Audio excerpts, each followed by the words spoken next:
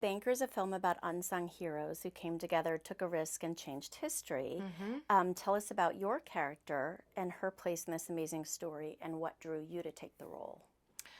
Um, well, first of all, I think it's such an important story, and there aren't many times that African American people get to see a heroic story that actually celebrates the liberation of a group of people during a very difficult time. And I think this film takes place during the Jim Crow era, and Black people had no civil rights.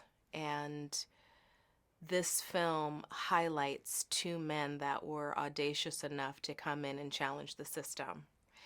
And it is because of Eunice, the character that I play, that these two men met. Um, I am the wife of Anthony Mackie's character, who I've been dying to work with for a very long time. And she's she's like a silent force. Um, she's aware of what's going on in the world. She believes that her husband, Bernard Garrett, is definitely a hero and a genius and will do the unthinkable to move and push the culture forward. I would say what drew me to the film the most is to be a part of something that I had no idea existed, to be a part of a story that I was so unfamiliar with, um, but yet inspired by. Because I think we're living in times where Black people, the African American community, is thriving. We are the culture. We are raising our fist in solidarity. And I think this is a time where we need to remind ourselves of our power and to secure um, generational wealth. It's okay to make the money, but you have to make sure that the money is actually servicing the next generation. So this film definitely, I think when I saw the film, the first thing I thought is, okay, I have to have these conversations with my sons about money because they don't understand the value of money, right? And so how do you teach millennials the difference between being rich and falling in love with the bling and falling in love with materialism versus creating generational wealth and stability? And I think this film gives us a lot to think about in terms of changing our thinking. And I don't know that Black people have a concept of generational wealth just based on the way that we were raised. We were raised to survive. My grandparents were raised to survive. Yes, be exceptional and be great, and you can be anything you want to be. But there's a big difference between surviving and thriving. And so if we recondition the way that we think and we sort of institutionalize our younger generation of people to accept the fact that things have changed and to challenge the system when the system isn't quite working for us. This story, as you said, takes place in the 60s, Mm-hmm. Jim Crow era, but in many ways, The Banker is just as contemporary, relevant, and relatable today. Mm. What would you like audiences to take away? What should audience? Well, first of all, the movie is funny. There are some moments in this film that will just crack you up. Sam Jackson is hilarious. And I think the contrast between Sam and Anthony, it's like the perfect duo. Well, first of all, it's a history lesson. So take away this amazing story about two Black men who challenged a system that was flawed and and violated all civil rights. So that's the first thing you take away is the history lesson. We've just finished celebrating Black History Month, and The Mhm. Banker does tell the story of an important piece of Black history that Mhm. many people didn't know about. Why do you think that it's taken so long to hear this story, and how does it feel to be telling it now? Well, I think that goes back to the beginning of what we were speaking of, and these films are far and few between. You know, I started in this business in the 90s, and that was the era where we were really infatuated with hood tales. That was the era of Spike Lee and John Singleton telling the Black experience. And that was the darker side of our experience, right? And so now we have an opportunity to celebrate two unsung heroes, and I think that's important. We need the balance of the two. We need young children, young boys, young women to be able to look at this film and say, oh, banking is an option. We actually can work in finance. We can actually do the unthinkable. Fantastic. The Banker, as you said, has many funny moments. It's an entertaining movie about a group of people who defied the odds and beat a system that had been stacked against them. Talk a little bit more about the role that humor plays in the film. I've been, thank God, working in this business for quite a long time, and one of the frustrations that I have as an actress is we don't get to see the heroic side of Black culture. We don't get to tell the stories as much as I would like to see about freedom fighters and the inventors and the people who have really changed the culture and pushed the culture forward. So to be a part of this, it's really, it was an amazing experience. It was not an easy film to make.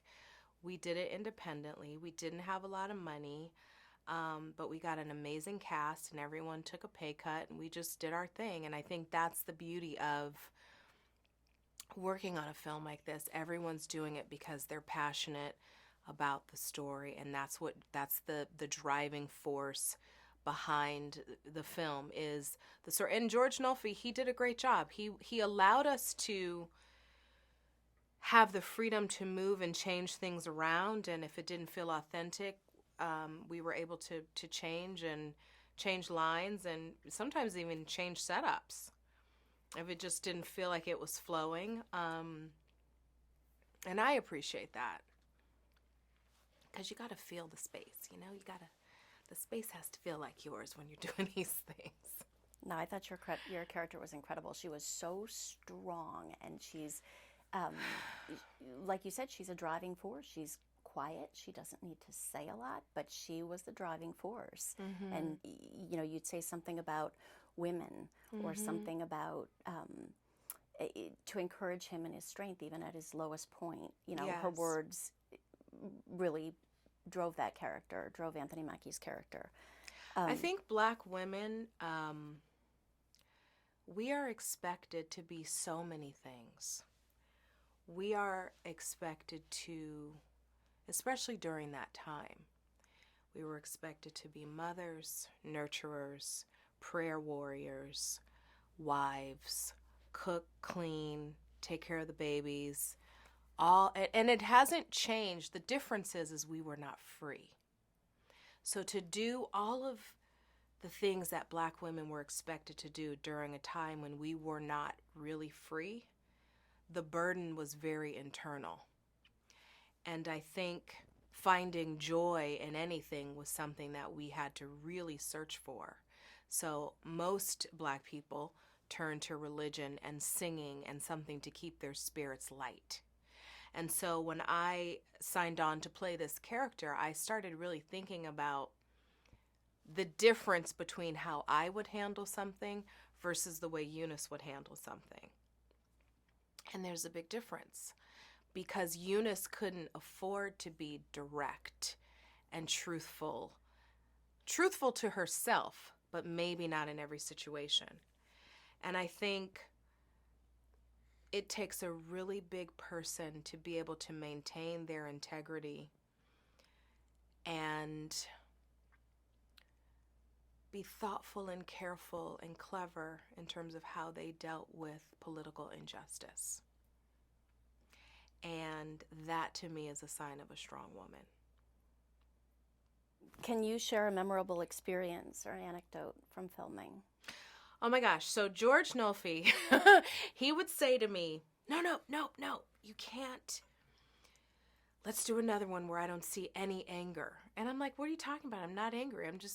This is just me being a woman. No, but just less expression. And I'm like, what are you talking about? I am a Black woman. We are expressive. It was easier to explore that part of Eunice when I was in the quiet scenes with Anthony because we had a groove and a chemistry.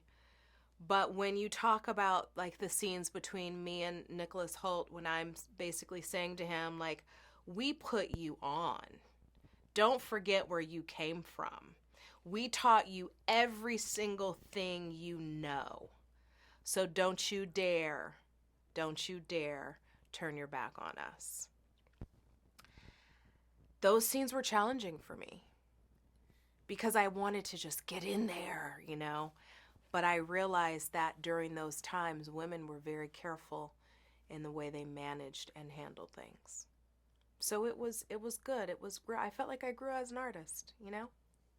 I didn't commit to what was intuitively tangible for me in every single moment. I kind of had to go really outside of my toolbox to think about how do I represent this woman who has integrity, who's strong, but who is living under a false sense of freedom. And that's something that I didn't have any personal experience to draw from. Yes, I felt injustice. Yes, I've been in situations where I felt like I wasn't being heard, but we're talking many years before and during Jim Crow and during a time where, you know, banks were literally saying, no, Black people, we're not going to loan you money. No, Black people, we're not going to let you live in this area because we are redlining this area and preserving this area for ourselves. What do you hope that audiences will feel or think? What conversations will come of it after seeing this film? I hope that people will consider the idea of challenging systemic change. We're living in a time where we have to decide for ourselves, are we a part of the problem or are we a part of the solution? And I think the backdrop, the political backdrop that Americans are trying to maneuver through the minutia, it's like psychological warfare because you really don't know who's for you and who's against you. I feel like there's this electric energy where women are empowered and we get to say what we want and think what we want, and men are kind of going, okay, I trust you. Like the doors have, and not just Black women, I'm saying all women. This has nothing to do with the question really, but I'm going to go somewhere with this point. It's a great time to be a woman because we are being heard, we are being respected, we are being considered, and this film really takes you on a journey about three men, but it is because of a woman that they met. And so I would say women, don't ever underestimate your power. And I would say men, you know you need us.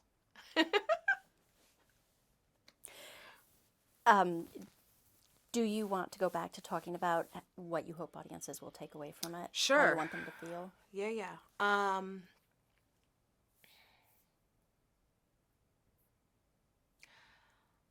I would like for audiences to feel entertained because I do think the dynamic between Anthony, Sam, and Nick is very funny.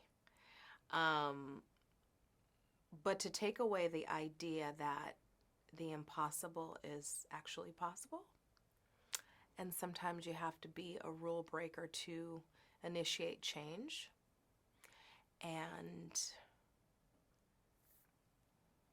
I want young people to watch this film, especially young Black men, because we live in a culture where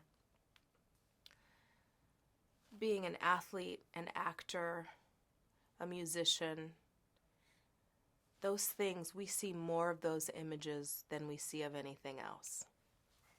And there's nothing wrong with that, because I'm an artist and I have 2 sons and they can be and do whatever they want. I just want young people to know that they have options. That you can be a banker, you can own the bank, you can be an investment banker, you can be a guy on Wall Street. There's so many jobs that I'm not even aware of. But I think until we have ownership in the community, until we have the proper tools to teach the next generation of young people to create wealth for the next generation, we are operating in an egocentric vibration, which really does not service my great-grandchildren. And I think the whole idea is to work harder and smarter, as opposed to being so focused on self and being so focused on instant gratification. You know, because materialism it's suicide when you talk about generational wealth. Those 2 things don't go together at all.